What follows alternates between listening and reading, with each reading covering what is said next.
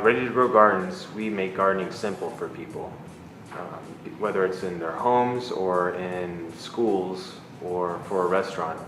We help people create gardens in South Florida, and we simplify the process. I got started doing this, well, initially as a hobby, and was doing it in college, and then I did it more and more. And then after graduating college, I came back at home to Miami, where I grew up. A lot trying to figure out what I wanted to do, and I knew I liked making things. I tried out being an artist and being a graphic designer, and then I realized that I really loved gardening, and I wanted to figure out how to make it work. Eventually I figured out that more and more people are being interested in growing their own food and eating locally and knowing what's in their food, and more and more people want to get into gardening but don't know how to start and don't have the materials or the tools to get started, or the knowledge or experience. So we provide all those things for people wanting to get into the soil and planting, and so far it's worked out well.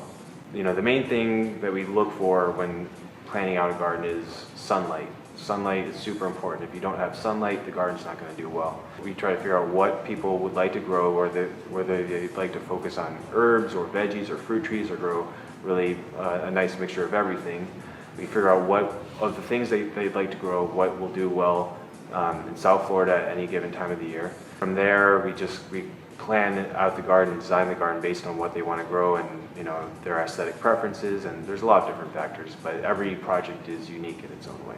Agriculture in America has become very, very efficient, and it started a long time ago, following World War II, when chemical fertilizers became much cheaper, and people started making those chemical fertilizers, and people figured out that they could grow a lot of food much faster and make it much cheaper.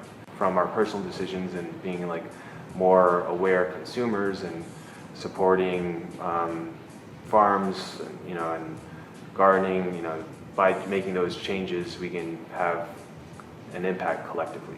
The main apprehension people have to growing their own food is it's not going to do well. So my advice is to start smaller. If you can start smaller and have that do well, then from there on you can build on step by step and make something into a larger, more complex system that can grow more food and a wider variety. Hello, my name is Dylan Terry, and I'm a thrasher. I'm a